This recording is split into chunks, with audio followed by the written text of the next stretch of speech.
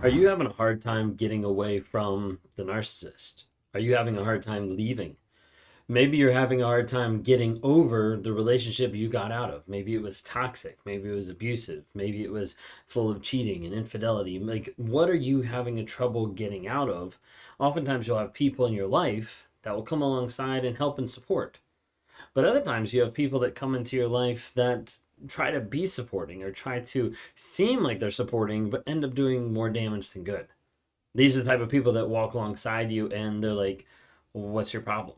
Like, just leave them. Like, just get over it. Just move on. Sometimes they'll even go so far to be like, hey, like, you went back, so like you chose this abuse. It's your fault. And they end up doing more damage than they do developing you because they're looking at the things that you've done and they're putting blame on you. Now, while we all have our own choices, our own decisions that happen, a lot of times people don't understand the manipulative way and the manipulative habits that a narcissist uses and employs to be able to groom their victims, to be able to put them in a trauma bond, and to be able to keep them in their life over and over. If you guys are new here, my name is Ben Taylor. I'm a self-aware narcissist on this channel to provide awareness, growth, healing, and change. And I do that in multiple different ways. You can follow us on all the different platforms because we drop small nuggets of truth each and every day. So if you don't follow, make sure you do on TikTok, Instagram, Facebook, YouTube, LinkedIn. We're on Amazon Music, Apple Podcasts, Spotify. Would love to have you on any of those platforms. Just look up Raw Motivations and you'll find us everywhere. Want to be able to have you engage with other people that are going through the same stuff that you're going through. If you want to interact more with people and take that communication to a whole nother level, download the Narc App.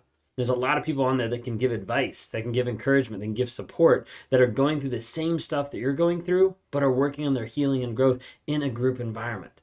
A way for you to be able to take courses, to be able to learn and understand more about narcissism. A way for you to be able to track your no contact, keep accountability, to record your truth, to make sure you're not going crazy, and to develop friendships with other people through social media, through our exclusive lives that happen inside the app, through our monthly coaching calls that we have every single month, beginning first Monday of the month, where we're trying to help people not just deal with the questions, but then deal with the direction that they need to continue to go and continue to move forward to be happy, healthy, and whole.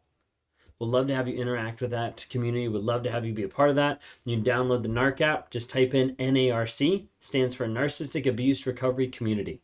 NARC. Even if you don't know what narcissism is, or this is the first time you've heard about narcissism, download the app. We've got a free course on there that talks about NPD defined, and it goes into the 9 traits that make up narcissistic personality disorder. We'd love to be able to have you engage with that and be able to see what's actually going on when we're talking about narcissism. Well, a lot of times in talking about narcissism, people don't get it, right? Like, they don't understand what you're actually going through.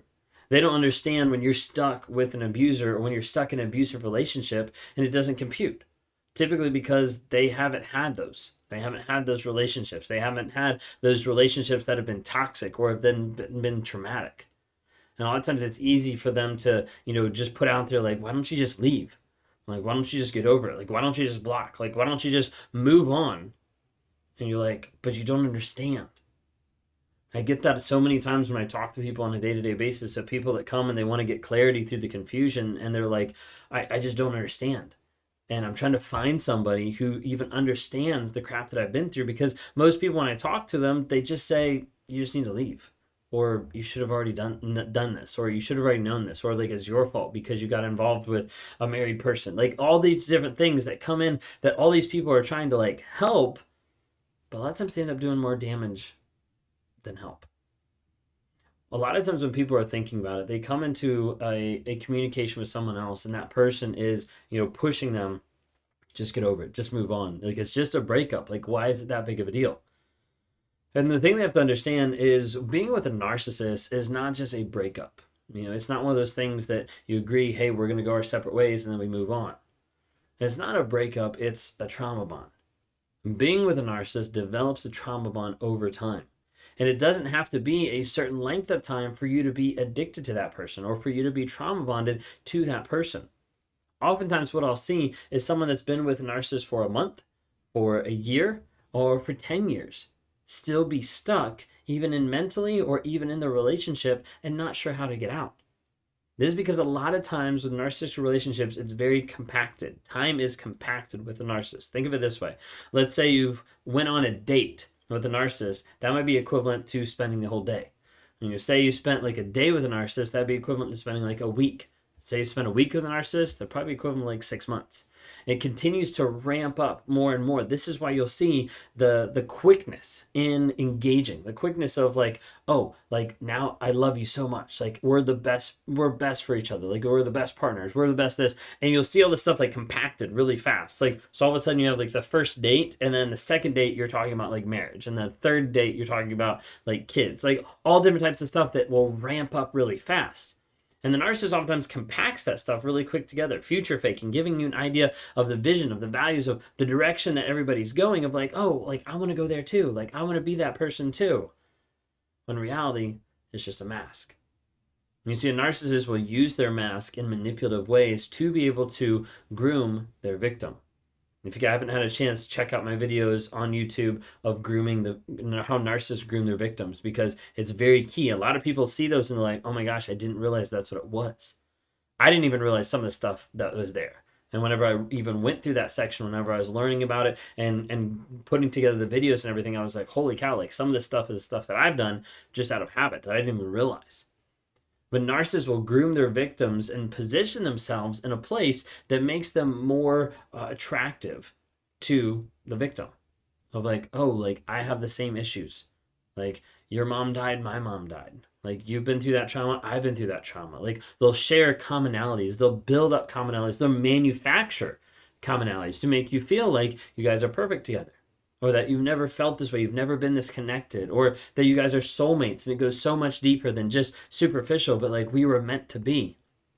And those things slowly develop over time to make you to the place of being stuck with a narcissist, stuck with a toxic person, and you're not sure how to get out.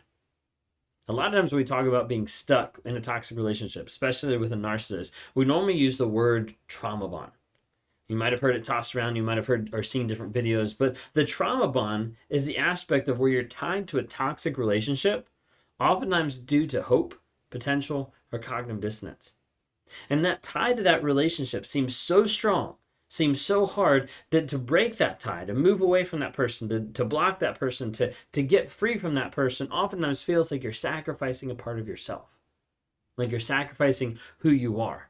Like it's going to be, they're going to take your level of self-confidence, self-worth. Like that's the only place you can get it. And the reason why you feel that way is not because you're crazy. The reason why you feel that way is because they've groomed you and manufactured those emotions so that you would keep coming back to them for more.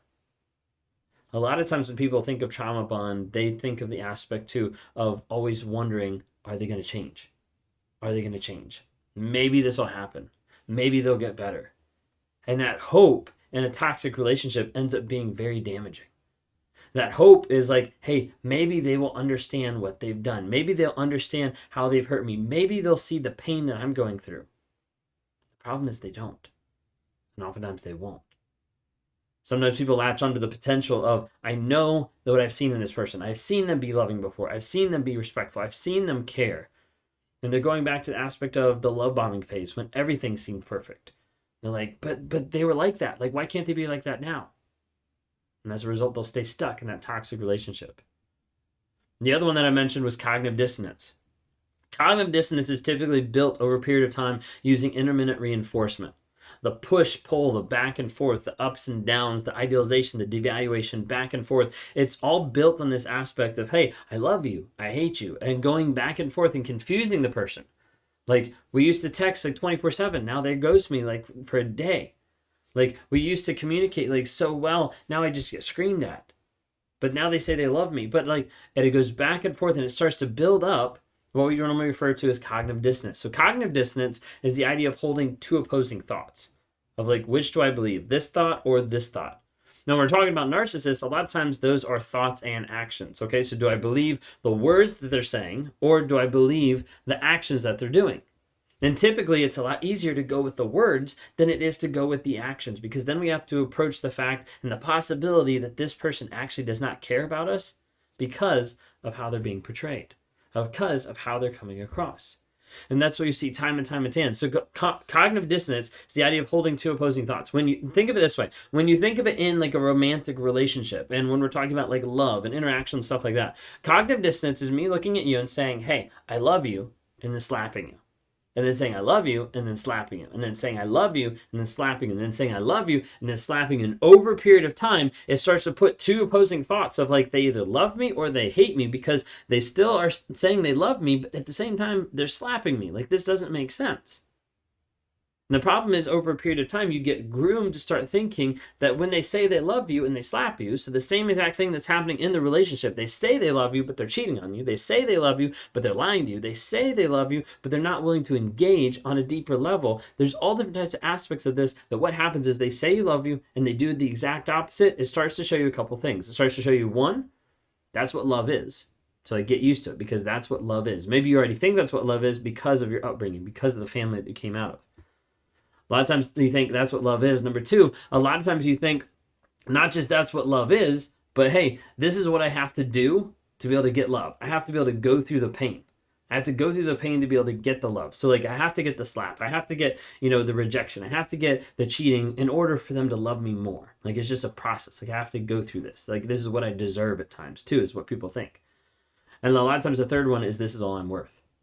Like, the love that I'm getting from this person is all that I'm worth. So therefore I have to keep coming back to this person, because I can't get it from anywhere else. No one else is going to love me. No one else is going to love a single mom or a lone dad. Like, no one is going to love these type of people, is what's been put in your mind from the narcissist, which keeps you locked in. So I want to encourage you today, before we wrap up, is like, get to the truth of the situation, because the trauma bond makes you feel crazy. Makes you feel like, I have no clue what just happened. Like, I have no clue who I was with, what was happening. Like, is anything real? Like, these are huge thoughts and questions that a lot of people have. What I want to encourage you to is that closure ends up coming from you, and you getting clarity about the situation, not from them. They're not going to give you closure. Narcissist is never going to give you closure. But the more you're able to understand the truth of the situation, what happened and who that person is, and be able to get that clarity, that's what will help set you free.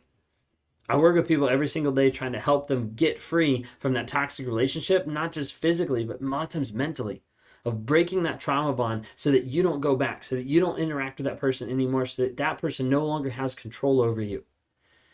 If that's you and you want to talk today, go to rawmotivations.com, click on one of the links below. Would love to talk to you, would love to help you, would love to help you walk through that aspect to get clarity through the confusion that you just came through.